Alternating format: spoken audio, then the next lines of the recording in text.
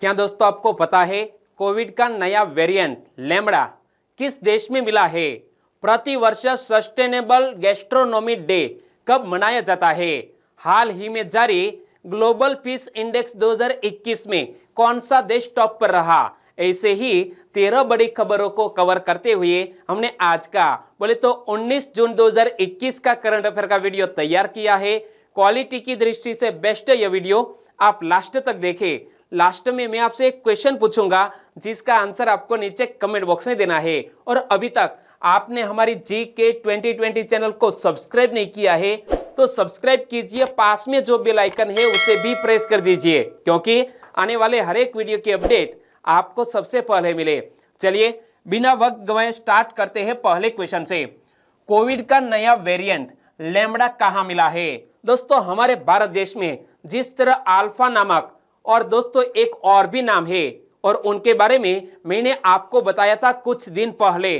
तो भारत में कौन कौन से कोविड के वेरिएंट मिले हैं आपको याद है तो नीचे कमेंट सेक्शन में जरूर बताइएगा, मैं आगे आपको बताने वाला हूं। लेकिन हाल ही में कोविड का नया वेरिएंट लैम्बडा मिला है दक्षिण अमेरिका में, यानी कि इस क्वेश्चन का सही आंसर है दक्षिण अमेरिका। और दक्षिण अमेरिका के पेरू में सबसे ज्यादा यह कोविड लैम्बडा के मरीज सामने आए हैं। तो दो मोस्ट इंपोर्टेंट क्वेश्चन, कोरोना के नए वेरिएंट लैम्बडा के बारे में जानकारी किसने दी? हमारे विश्व स्वास्थ्य संगठन यानी कि वर्ल्ड हेल्थ ऑर्गेनाइजेशन ने यह कोविड के नए वेरिएंट लैम्बडा के बारे में जानकारी साझा की है।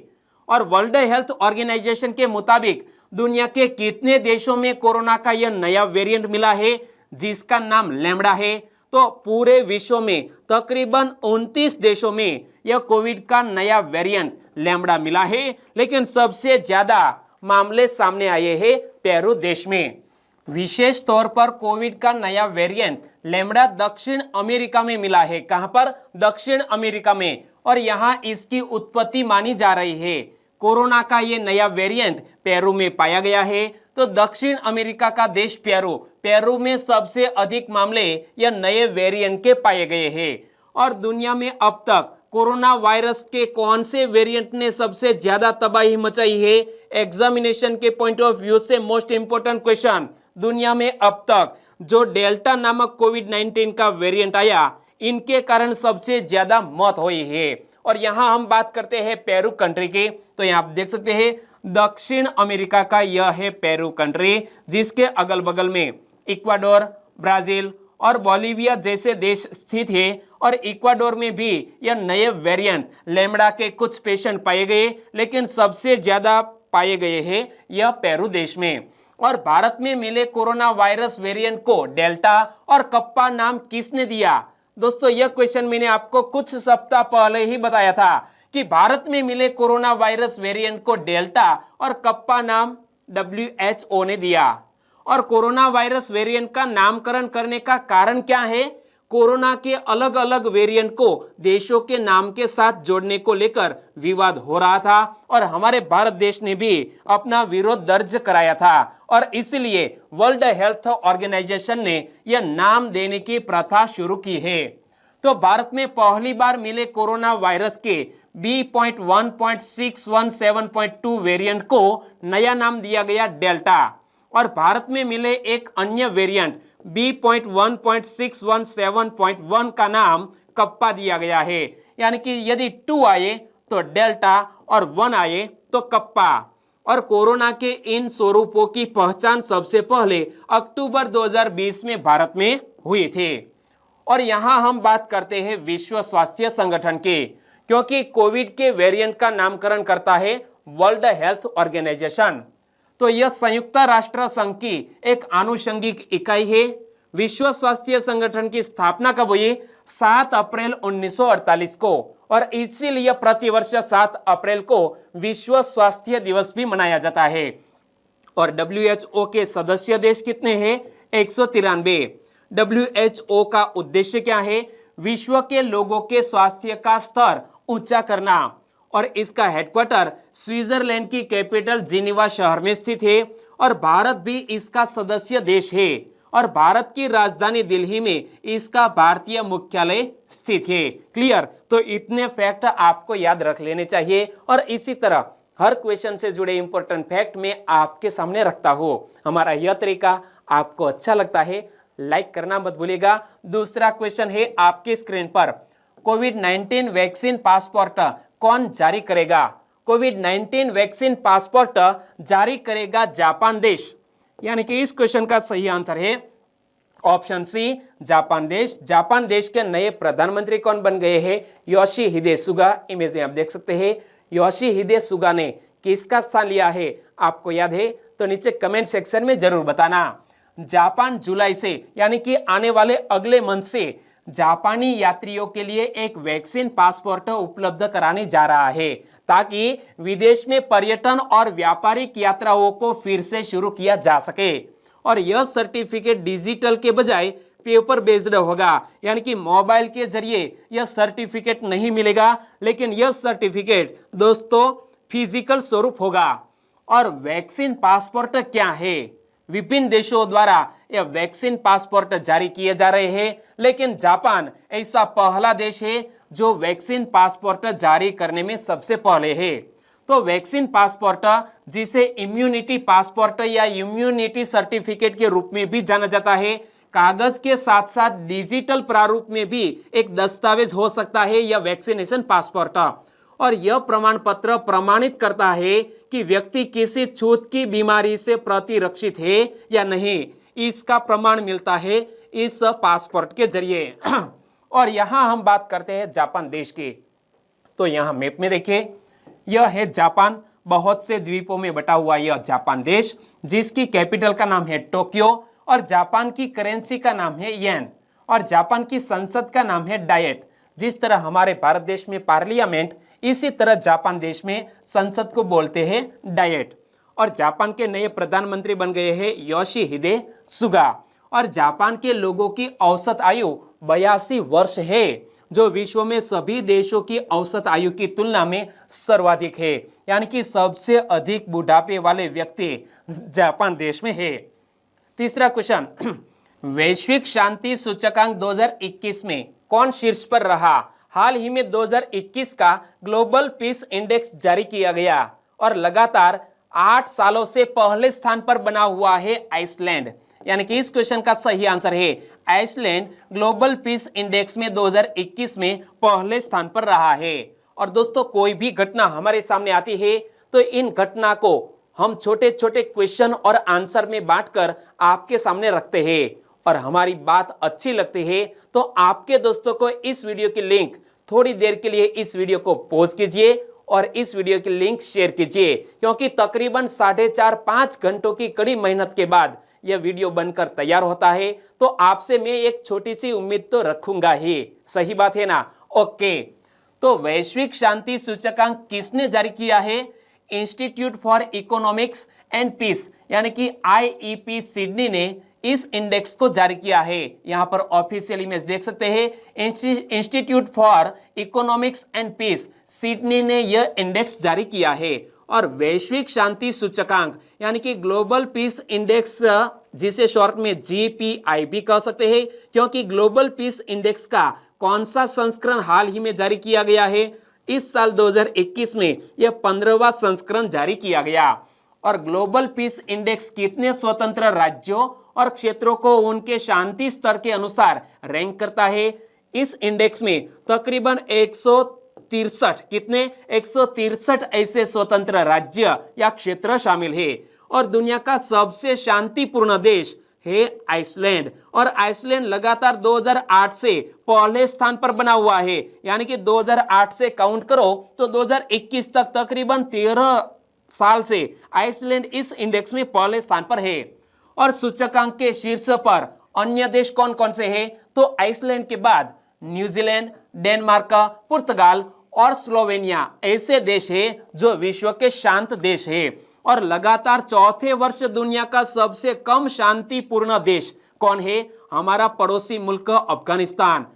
लगातार 4 साल से दुनिया का सबसे कम शांतिपूर्ण देश है। और कम शांतिपूर्ण देश अन्य कौन कौन से हैं?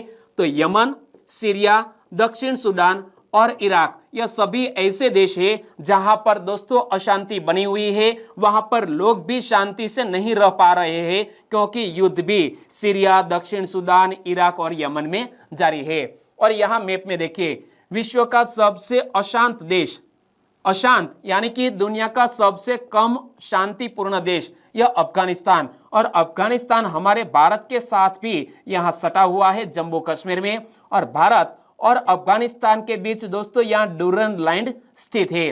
और अफगानिस्तान के अगल बगल में यहाँ ईरान, पाकिस्तान, तुर्कमेनिस्तान, उज्बेकिस्तान और ताजिकिस्तान जैसे देश स्थित है। अफगानिस्तान की कैपिटल का नाम है काबुल। और भारत अपने पिछले साल की रैंकिंग से 2 पायदान ऊपर चढ़कर दुनिया का 135वां सबसे शांतिपूर्ण देश और इस क्षेत्र में 5वां देश बन गया है। यानी कि एशिया प्रशांत क्षेत्र में हमारा भारत 5वें नंबर पर है और पूरे विश्व में 135वें स्थान पर है। लेकिन यह रैंक है वो हमारे लिए अच्छी नहीं कही जा सकती क्योंकि 135 बहुत दूर की बात है। और बांग्लादेश हमारे अड़ोस पड़ोस में कौन कौन से देश कौन से स्थान पर रहे, तो यह ग्लोबल पीस इंडेक्स में बांग्लादेश 91वें स्थान पर है, श्रीलंका 95वें स्थान पर और पाकिस्तान हमारे से यानी कि बुरे हालात है पाकिस्तान देश में 150वें स्थान पर है। जलवायु परिवर्तन के कारण किस देश के ग्लेशियर ओकजोकुल ने अपनी पहचान खो दी है?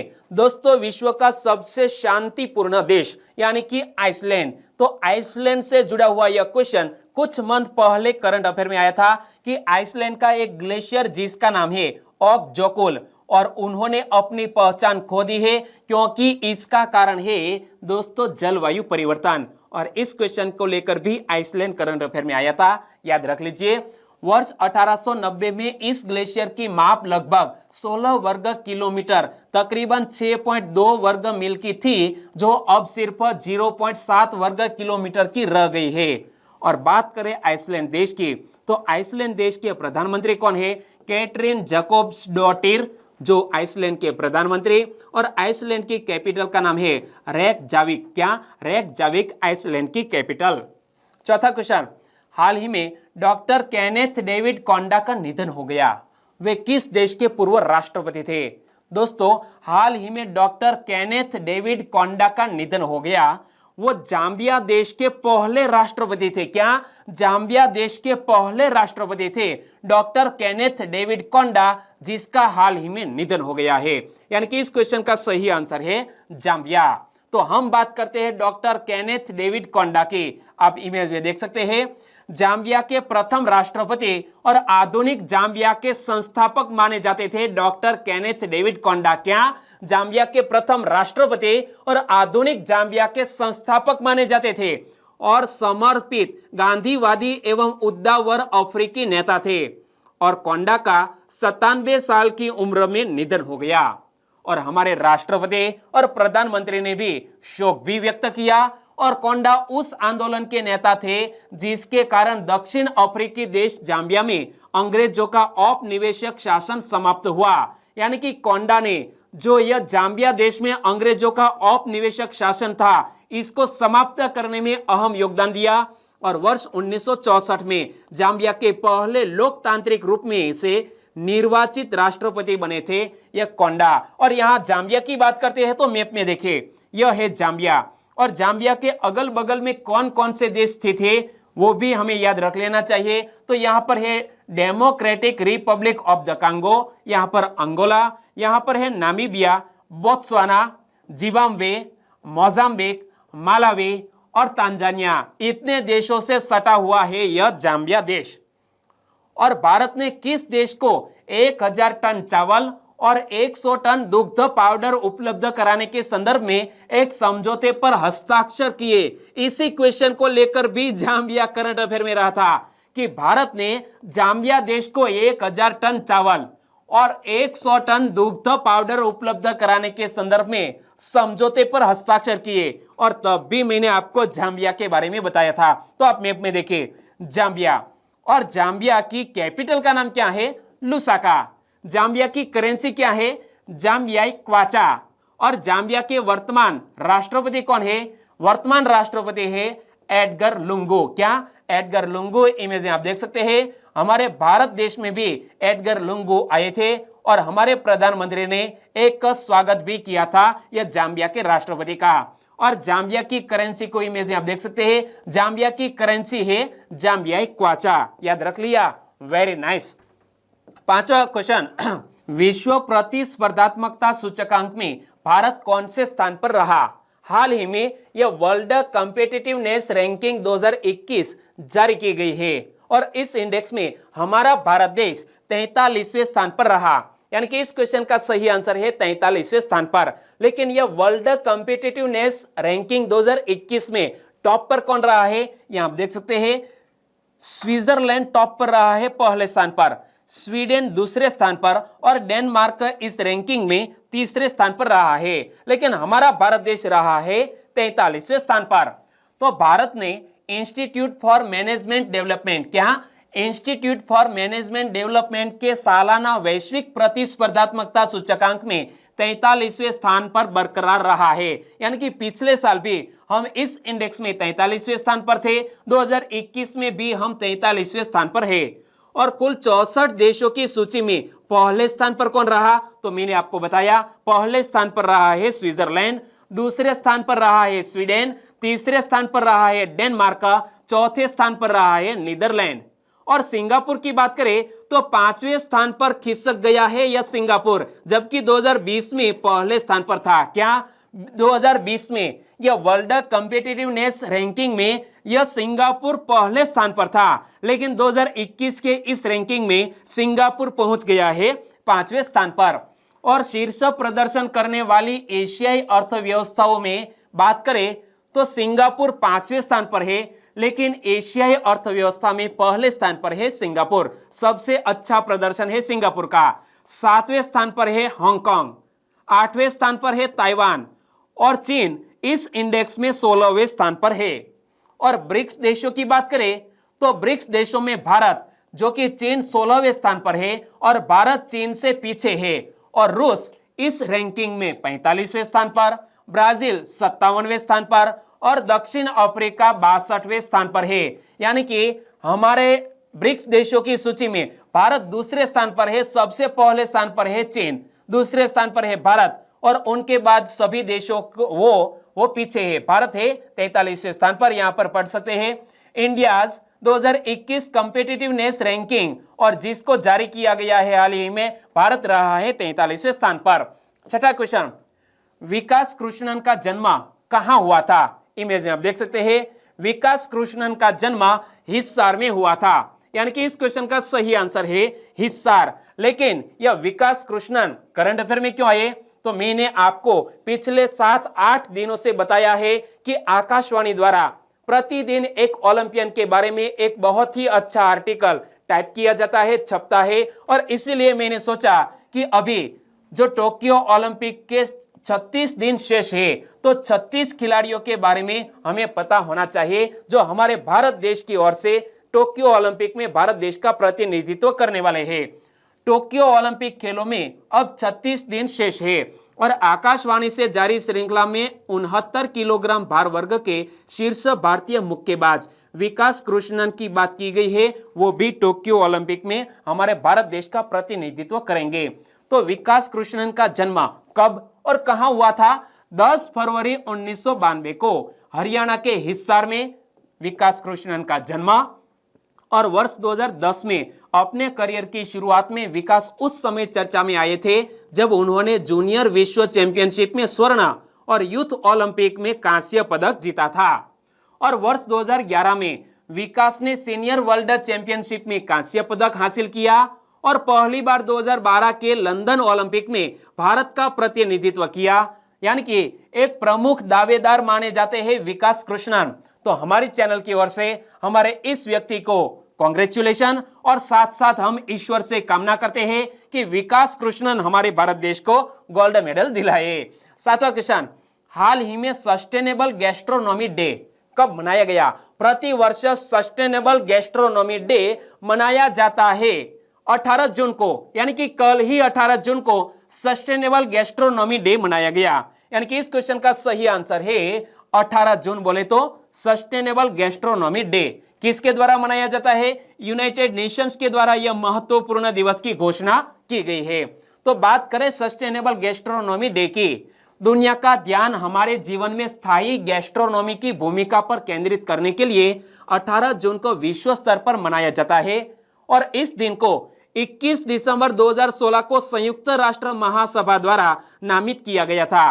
कब? 21 दिसंबर 2016 को संयुक्त राष्ट्र महासभा द्वारा यह महत्वपूर्ण दिवस नामित किया गया। इमेज में एक बार फिर से पढ़ लीजिए, 18 जून सस्टेनेबल गैस्ट्रोनॉमी डे। तो गैस्ट्रोनॉमी का अर्थ क्या है? अच्छा भोजन चुनने, पकाने और खाने का अभ्यास या कला, इसे बोलते हैं गैस्ट्रोनॉमी।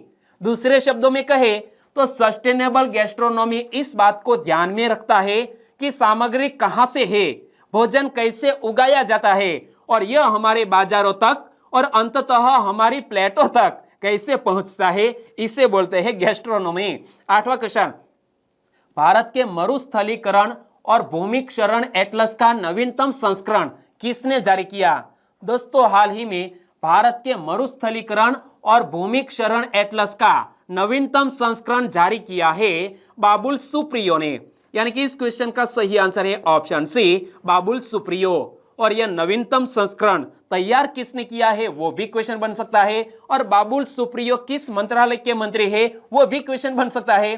तो श्री बाबुल सुप्रियो किस मंत्रालय के मंत्री है? हमारे केंद्रीय पर्यावरण, वन और जलवायु परिवर्तन राज्य मंत्री है बाबुल सुप्रियो। इमेज में आप देख सकते हैं, हाल ही में वर्चुअल तरीके से इस संस्करण को लॉन्च किया है श्री बाबुल सुप्रियो ने।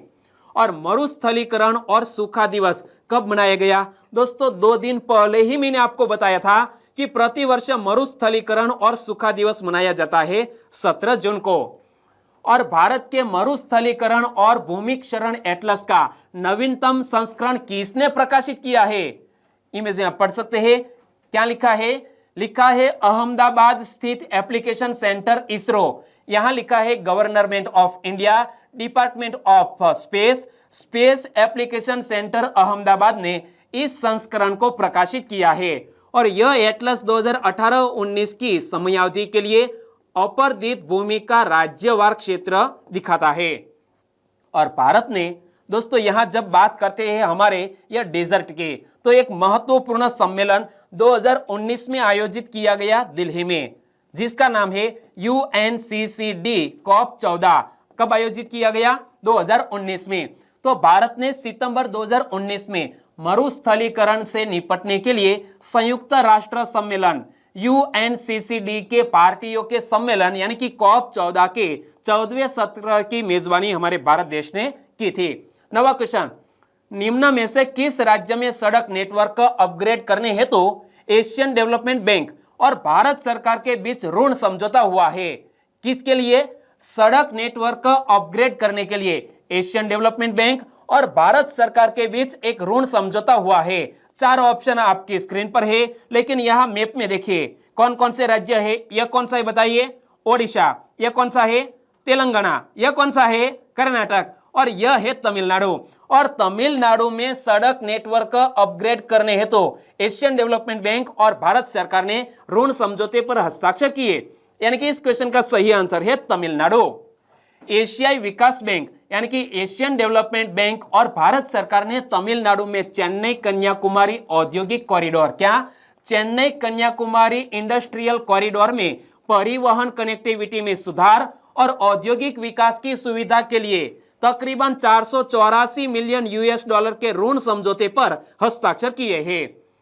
और चेन्नई कन्याकुमारी इंडस्ट्रियल कॉरिडोर प्रभाव क्षेत्रों में लगभग 590 किलोमीटर राज्य राजमार्गों का उन्नयन किया जाएगा, जो चेन्नई और कन्याकुमारी के बीच 32 जिलों में से 23 को कवर करते हैं। और यह चेन्नई कन्याकुमारी इंडस्ट्रियल कॉरिडोर भारत के ईस्ट कोस्ट इकोनॉमिक कॉरिडोर, क्या? ECEC का हिस्सा है, जो पश्चिम बंगाल से तमिलनाडु तक फैला है। और यहां पर पढ़ सकते हैं दोस्तों, एशियन डेवलपमेंट बैंक ने हाल ही में हमारे भारत देश को 484 मिलियन $US का लोन प्रोवाइड किया है, जिसका मकसद है यह चेन्नई कन्याकुमारी इंडस्ट्रियल कॉरिडोर तमिलनाडु में डेवलप करना। और बात करें एडीबी की, तो एडीबी 1966 में स्थापित एक क्षेत्रीय विकास बैंक है। एडीबी के सदस्य देश कितने हैं? 68 देश है और 49 सदस्य एशियाई प्रशांत क्षेत्र से है। और एडीबी का मुख्यालय कहां पर स्थित है? फिलीपींस के मंडालुयोंग में। और वर्तमान में मात्सुगु अस्कावा एडीबी के वर्तमान अध्यक्ष है। कौन? मात्सुगु अस्कावा एडीबी बैंक के वर्तमान अध्यक्ष है। 10वां क्वेश्चन, सीआईआई के अनुमान के मुताबिक फाइनेंशियल ईयर 2022 में भारत की जीडीपी विकास दर कितने प्रतिशत रहेगी? हाल ही में सीआईआई यानी कि कन्फेडरेशन ऑफ इंडियन इंडस्ट्री द्वारा दोस्तों अनुमान लगाया गया है कि फाइनेंशियल ईयर 2022 में भारत की जीडीपी दर 9.5% रहेगी। यानी कि इस क्वेश्चन का सही आंसर है 9.5%। भारतीय उद्योग परिसंघ यानी कि कन्फेडरेशन ऑफ इंडियन इंडस्ट्रीज ने चालू वित्त वर्ष अर्थात वित्त वर्ष 2021-22 में भारत के सकल घरेलू उत्पाद यानी कि ग्रोस डोमेस्टिक प्रोडक्ट्स के 9.5% की दर से बढ़ने का अनुमान लगाया है और यह जीडीपी को उस स्तर पर ले जाएगा जो वित्त वर्ष 2020 की तुलना में थोड़ा ही अधिक है। दोस्तों हाल ही में कोरोना महामारी के कारण लगभग सभी जो एजेंसी है उन्होंने भारत की जीडीपी में डाउन किया है, यानी कि जो पहले आंकड़ा था इसको घटा दिया है। 11वां क्वेश्चन, एलआईसी सीएसएल ने किस बैंक के सहयोग से प्रीपेड गिफ्ट कार्ड लॉन्च किया है? हाल ही में एलआईसी सीएसएल ने किस बैंक? आईडीबीआई बैंक के सहयोग से एक प्रीपेड गिफ्ट कार्ड लॉन्च किया है। यानी कि इस क्वेश्चन का सही आंसर है IDBI bank. LIC card services यानी कि एलआईसी सीएसएल ने रुपे प्लेटफॉर्म पर आईडीबीआई बैंक के सहयोग से एक कॉन्टेक्टलेस प्रीपेड गिफ्ट कार्ड जिसका नाम रखा गया है शगुन को लॉन्च किया है। किसने लॉन्च किया है? एलआईसी सीएसएल ने। किसके सहयोग से? आईडीबीआई बैंक के सहयोग से। और इस कॉन्टेक्टलेस प्रीपेड गिफ्ट कार्ड का नाम क्या रखा गया है? शगुन नाम रखा गया है। और प्रीपेड गिफ्ट कार्ड यानी कि शगुन का उद्देश्य क्या है? उपहार देने के कैशलेस तरीकों को बढ़ावा देने के इरादे से गिफ्ट कार्ड बाजार का विस्तार करना, अंत उपयोग विकल्पों की एक विस्तृत श्रृंखला पेश करना और भविष्य में ई गिफ्ट कार्ड के बाजार में प्रवेश करना। और रुपे नेटवर्क पर शगुन गिफ्ट कार्ड लॉन्च करने के लिए एनपीसीआई ने एलआईसी सीएसएल और आईडीबीआई बैंक के साथ भागीदारी की है। और आईडीबीआई बैंक के वर्तमान सीईओ कौन है? राकेश शर्मा। आईडीबीआई बैंक के हेडक्वार्टर कहां पर स्थित है? महाराष्ट्र के मुंबई में इस बैंक का हेडक्वार्टर स्थित है। और यहां पर पढ़ सकते हैं LIC CSL IDBI bank launch RuPay prepaid gift card जिसका नाम रखा गया है शगुन। इमेज में आप देख सकते हैं शगुन नामक यह गिफ्ट कार्ड को। 12वां क्वेश्चन, केंद्र सरकार ने कब तक सड़क दुर्घटना में होने वाली मौतों को मौजूदा आंकड़ों की तुलना में 50% तक कम करने का लक्ष्य रखा है?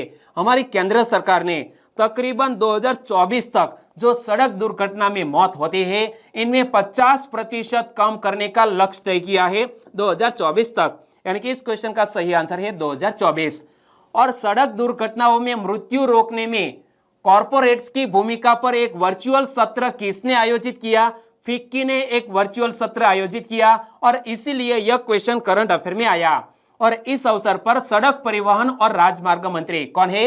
नितिन गडकरी साहब। नितिन गडकरी साहब ने सड़क सुरक्षा संघ सफर की घोषणा की और कॉर्पोरेट जगत के लिए सड़क सुरक्षा पर श्वेत पत्र जारी करने के लिए फिक्की को बधाई भी दी है। 13वां और लास्ट क्वेश्चन, तेलंगाना सरकार ने किसके द्वारा संचालित Telangana artificial intelligence mission Telangana artificial intelligence mission launch किया है? तेलंगाना सरकार ने हाल ही में किसके साथ मिलकर? नेस्कॉम के साथ मिलकर यह Telangana artificial intelligence mission launch किया है। यानी कि इस क्वेश्चन का सही आंसर है नेस्कॉम। तेलंगाना सरकार ने नेस्कॉम द्वारा संचालित तेलंगाना आर्टिफिशियल इंटेलिजेंस मिशन जिसे शॉर्ट में TAIM कह सकते हैं लॉन्च किया है। और TAIM के हिस्से के रूप में आर्टिफिशियल इंटेलिजेंस स्टार्टअप को सक्षम और सशक्त बनाने के लिए रेव अप नामक एक त्वरित कार्यक्रम शुरू कर दिया है। और इमेज में पढ़िए, तेलंगाना आर्टिफिशियल इंटेलिजेंस मिशन किसके सहयोग से शुरू किया गया है? तो नेस्कॉम के सहयोग से शुरू किया गया है। और यहां पर पढ़ सकते हैं Telangana artificial intelligence mission launched, जिसे रेव अप कह सकते हैं, और जिसका मकसद है दोस्तों जो आर्टिफिशियल स्टार्टअप्स है इसको गति प्रदान करना। और जुलाई में अपना पहला समूह शुरू करने वाला यह कार्यक्रम तेलंगाना और हैदराबाद को आर्टिफिशियल इंटेलिजेंस और अन्य उभरती प्रौद्योगिकियों के लिए एक वैश्विक गंतव्य बनाने की दिशा में एक और कदम है। और आगे बात करते हैं तो दोस्तों यहाँ हम बात करते हैं तेलंगाना के। तेलंगाना का गठन कब किया गया है? 2 जून 2014 को, और इसीलिए इस मंथ में 2 जून को हमने तेलंगाना का स्थापना दिवस मनाया। तेलंगाना की कैपिटल का नाम है हैदराबाद। तेलंगाना की वर्तमान राज्यपाल है तमिलिसाई सौंदरराजन, और तेलंगाना के मुख्यमंत्री है के चंद्रशेखर राव। और यहाँ मैप में देखें, यह है तेलंगाना। तेलंगाना का गठन आंध्र प्रदेश के एक हिस्से को काटकर किया गया है, जिसके अगल बगल में कौन कौन से राज्य स्थित है? तो यहाँ पर महाराष्ट्र, कर्नाटक, आंध्र प्रदेश और यहाँ पर छत्तीसगढ़, इतने राज्यों से सटा हुआ है तेलंगाना। और तेलंगाना से जुड़ा हुआ यह क्वेश्चन भी याद रख लो, किस राज्य के तेलिया रुमाल को जीआई टैग प्रदान किया गया है? तेलंगाना राज्य के यह तेलिया रुमाल को जीआई टैग प्रदान किया गया है। और अब बात करते हैं लास्ट वीडियो के क्वेश्चन की। लास्ट वीडियो में मैंने आपसे क्वेश्चन पूछा था, सबसे अधिक यानी कि 5 बार यूरो कप खेलने वाले इकलौते खिलाड़ी कौन बन गए हैं? क्रिस्टियानो रोनाल्डो ऐसे विश्व के पहले खिलाड़ी जिन्होंने 5 बार यूरो कप में हिस्सा लिया है। यानी कि इस क्वेश्चन का सही आंसर था क्रिस्टियानो रोनाल्डो। लगभग सभी दोस्तों ने बिल्कुल सही जिक्र किया है। इनमें से कुछ फ्रेंड के नाम लेना चाहूंगा, तो वो है आहिर वर्षा, साजन वाल्वे, दादू भाई सोलंकी, मेघा परमार, FA कुरेशी, समीर कुमार SK, विष्णु खाट, धवल वाघेला। इन सभी दोस्तों को बहुत बहुत धन्यवाद, बिल्कुल सही आंसर दिया है। मिस्टर किंग 2, वसावा मिताक्षी, नीलेश मेर, सागर चावड़ा, सोलंकी शैलेश कुमार, सुमित्रा भूरिया, पटेल उर्वशी, विनेश कोहली, सभी दोस्तों का बिल्कुल सही आंसर है। यो हाल ही में जो यूरो कप जारी है इसमें 5 बार सबसे अधिक बार हिस्सा लिया है क्रिस्टियानो रोनाल्डो ने। और SM राठौड़, राजेश कटारा, वसावा दीप्तेश, काल सिंह मावे, गुणवंत वंजारा, बावलिया रसिक भाई, सतेंद्र निर्मल और भरत सौदरिया दसाड़ा, सभी दोस्तों को दिल से थैंक यू सो मच। और आज के वीडियो का क्वेश्चन ए रहा स्क्रीन पर, आदि प्रशिक्षण पोर्टल का शुभारंभ किसने किया? आदि प्रशिक्षण पोर्टल का शुभारंभ किसने किया? सही ऑप्शन चुनिए और आंसर दीजिए नीचे कमेंट बॉक्स में। वीडियो वाकई में आपको अच्छा लगा है, हेल्पफुल लगा है, तो आपके दोस्तों को फेसबुक, व्हाट्सएप या टेलीग्राम के जरिए इस वीडियो के लिंक शेयर करना मत भूलिएगा। बस छोटी सी उम्मीद के साथ वीडियो खत्म करते हैं, फिर मिलेंगे नए करंट अफेयर वीडियो के साथ। तब तक के लिए टेक केयर एंड जय हिंद।